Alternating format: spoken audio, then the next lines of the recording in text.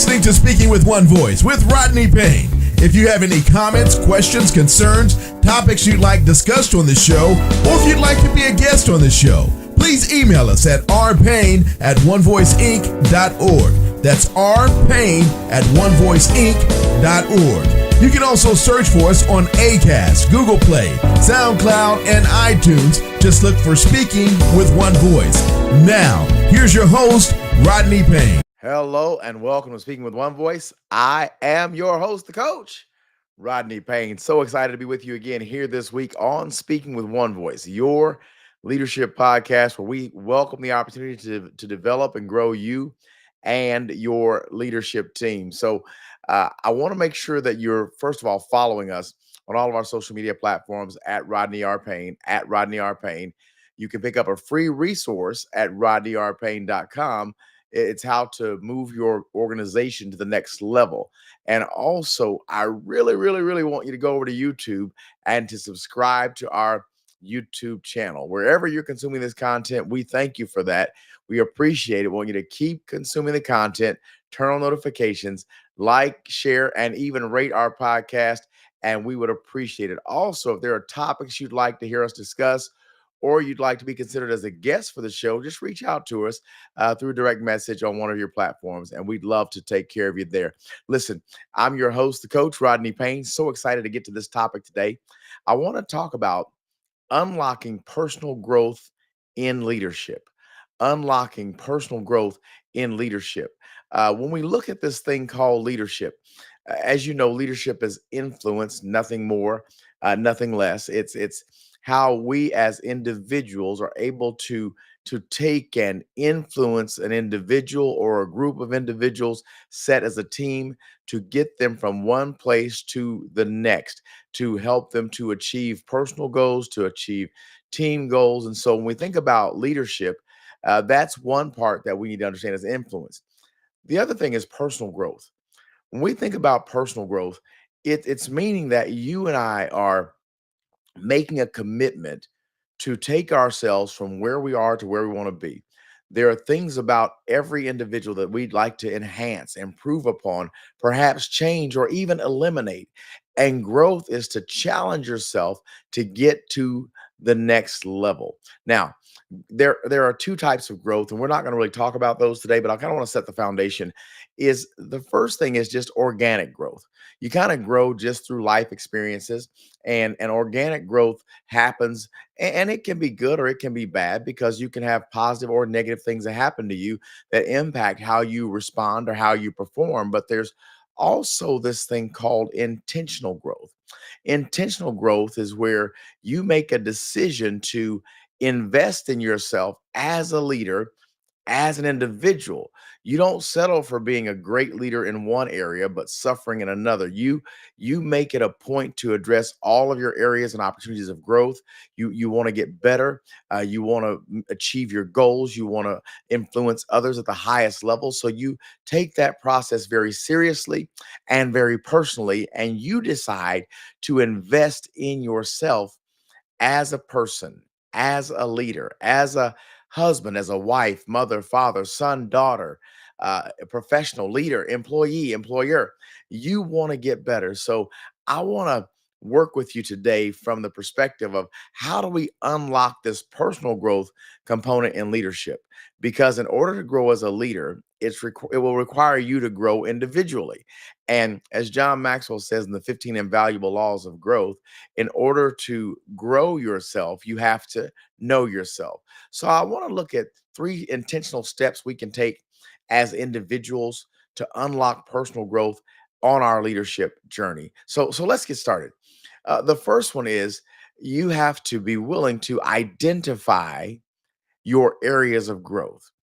When we think about identifying areas of growth, it really means we need to take a look and find out kind of where the holes are. Now, many of us know these holes, that we understand what they are, but we don't always want to address them.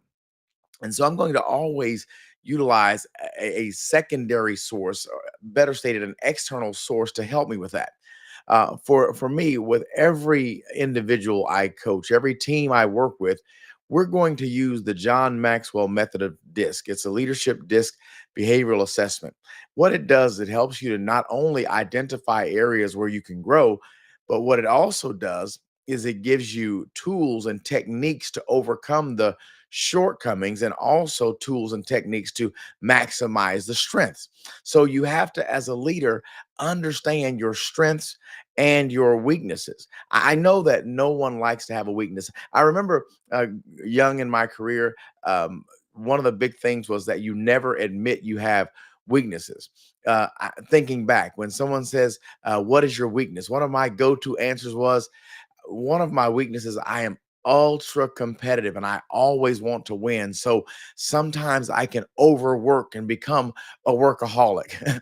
I laugh thinking about those days because I was told that you never show your weaknesses. Well, if you don't address your weaknesses as a leader, they become your handicap and they become that thing that keeps you from reaching the next level. While you want to creatively answer the question, one of my weaknesses is I am a very good high level thinker. I'm a very good strategist. I'm a very good motivator. I'm not nearly as strong at detail implementation. I can do detailed development very well, but detailed implementation and execution at a detail level, that's a challenge for me. So I know where I'm strong and I know where I'm weak. So when it comes to grow areas of growth, I have to take my time to make sure that I don't overlook the details while looking at the outcome. I have a very high vision capacity, but I really want to get it started, get it off the ground, push it out, and let someone else take it across the finish line while I go work on the next thing. So, what happens is sometimes I don't give that person who's supposed to execute enough detail. That's a weakness. Now, I don't mind sharing that weakness with you, but I also know that if I'm going to grow and I'm going to get better as a leader, I'm going to have to develop in that area. That becomes a challenge for many of us to say, I have it. Say it with me. Yes, I have a weakness, at least one. I don't want you to say you have too many. Of course, you're a super strong leader. You're talented, and we believe in you. But you can say it. I have a weakness.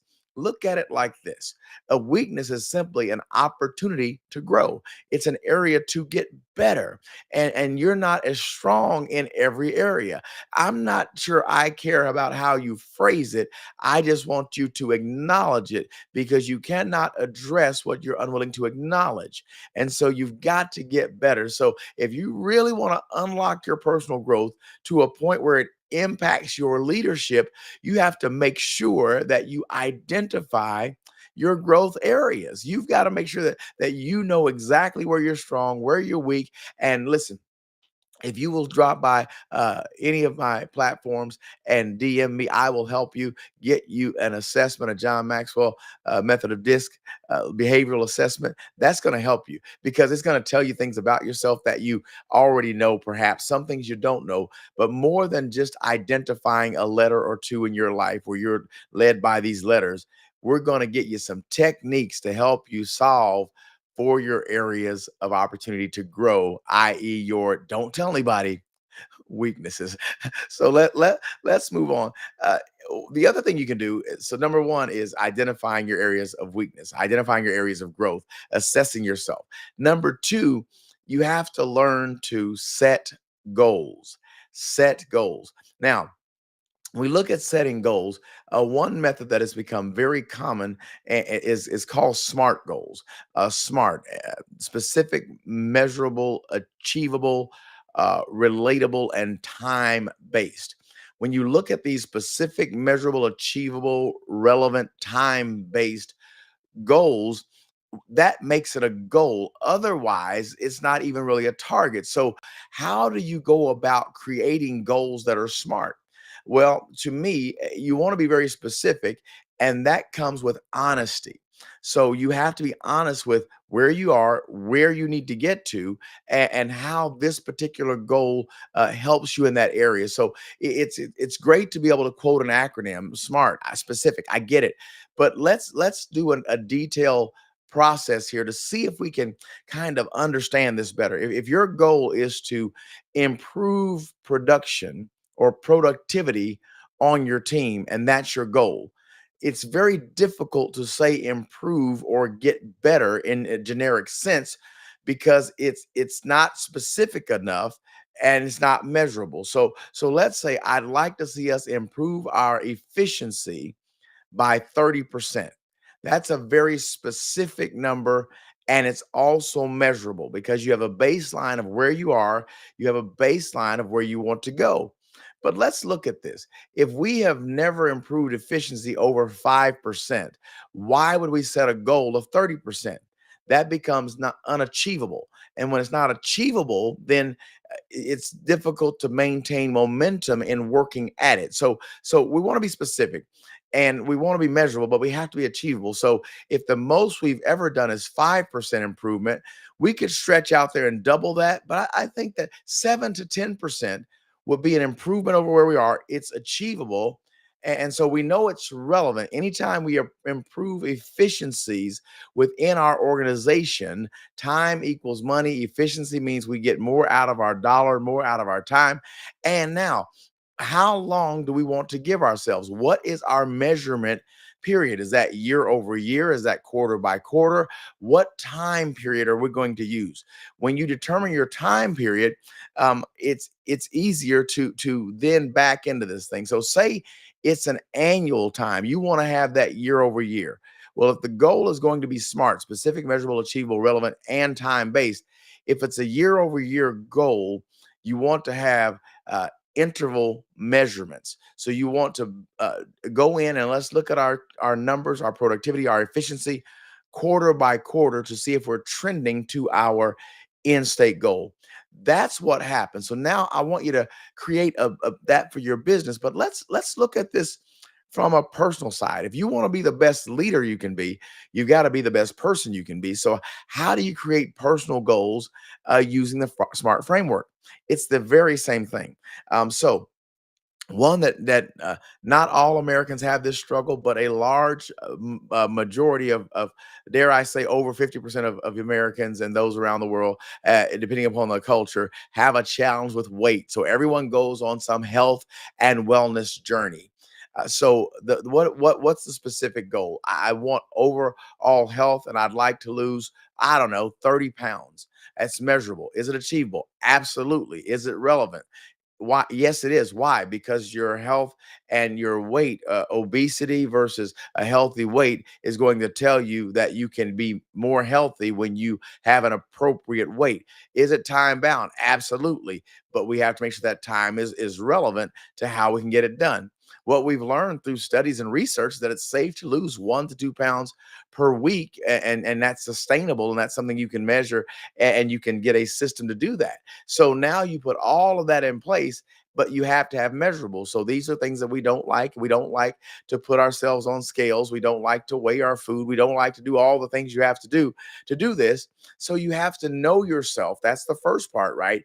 When you've done an assessment, some people can handle being a slave to a scale. They can get on a scale every day and it's fine. It's no big deal. They don't get overwhelmed with a big change, a small change, not a big deal. Others, it becomes a point of contention, a point of anxiety.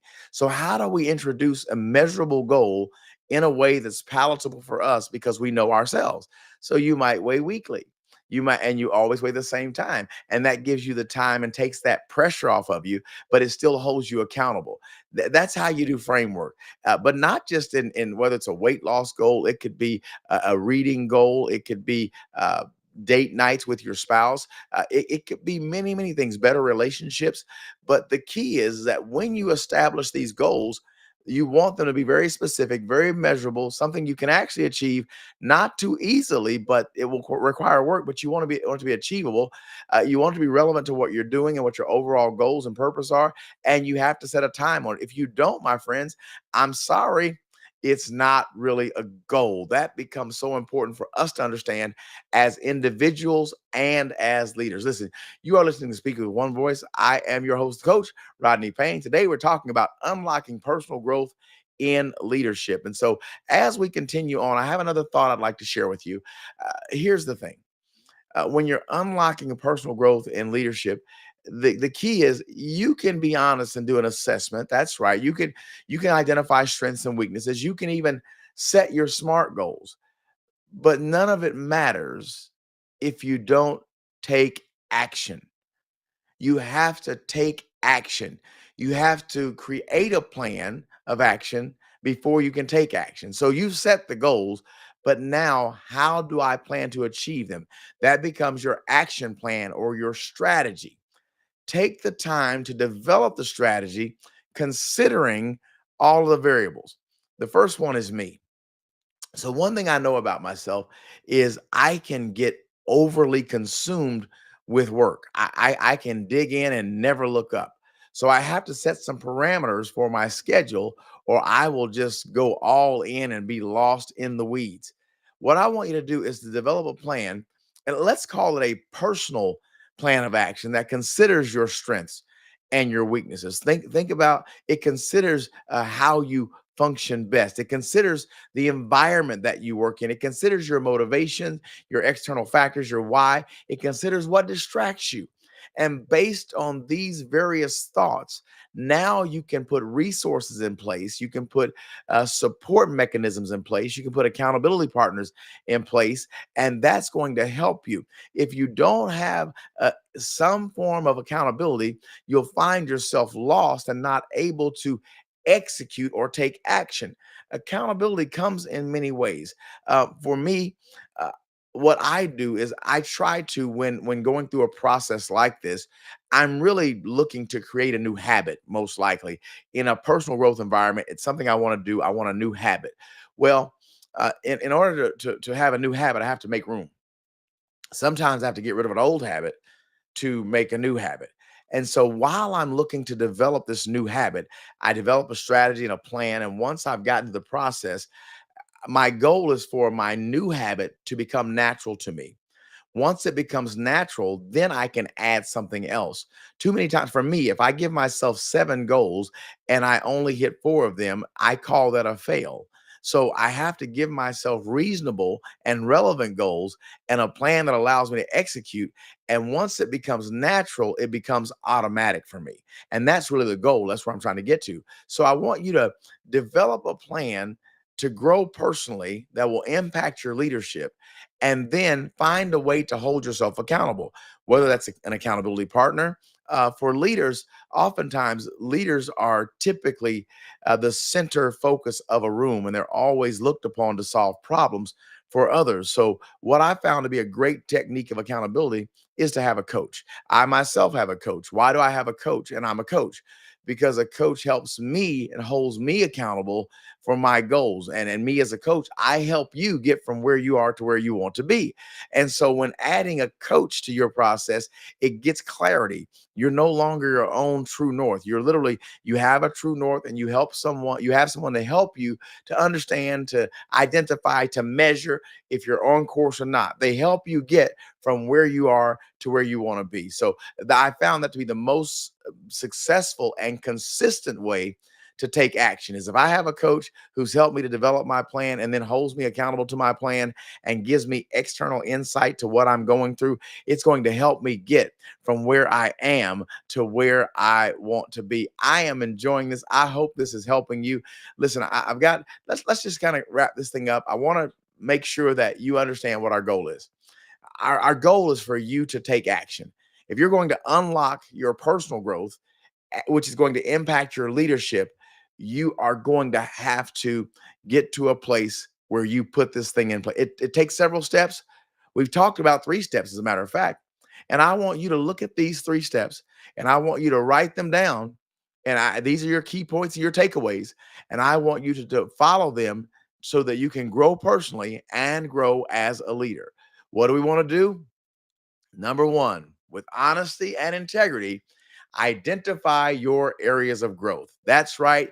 There are areas where you can grow. There are growth areas for you.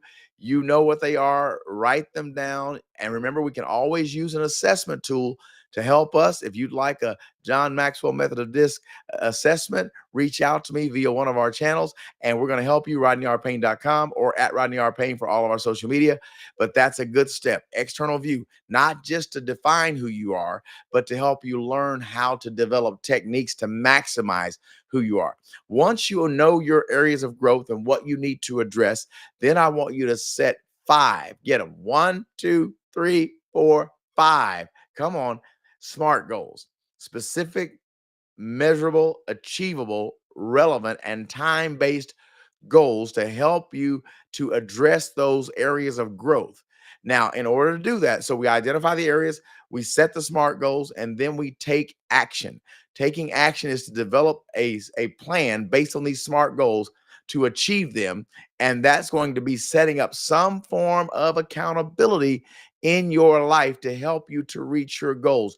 When you grow as an individual, you'll grow as a leader. When you grow as a leader, your team will grow. Those that you lead will grow. You will find more fulfillment and purpose in your everyday leading and your living. That's right. I want you to enjoy home as well as work. I want you to enjoy the professionalism process of being the expert and leading people to the next levels of success, while also enjoying your everyday life. Listen, you can do this. I believe in you. And so I want you to, again, identify areas of growth, set some SMART goals, and take action. You have been listening to Speaking with One Voice. I am your host, the coach, Rodney Payne. As always, please, please, please follow us on all of our social media at Rodney R. Payne. Check out our website, RodneyRPayne.com. There's a free gift there for you. And also make sure that you drop by our YouTube channel at Rodney R. Payne and subscribe so that you can get the latest content and motivations weekly to help you to grow on your leadership journey. Listen, it's been my pleasure. Thank you for hanging out with us once again. I am your host, the coach, Rodney Payne. Until next time, let's keep growing together. You've been listening to Speaking with One Voice. Please remember to follow Rodney Payne on Instagram, Facebook, and Twitter at Rodney R. Payne. We'd love to hear from you and get your feedback, so please feel free to leave us comments. And if you would, rate and subscribe to the podcast, we'd appreciate that as well. Don't forget to set up for notifications so you can get the latest updates and social media posts and get new podcasts when they're released. As always, use the hashtag Speaking with One Voice or simply SWOV on any of your social media posts. On behalf of Rodney Payne, thanks again for listening to Speaking with One Voice.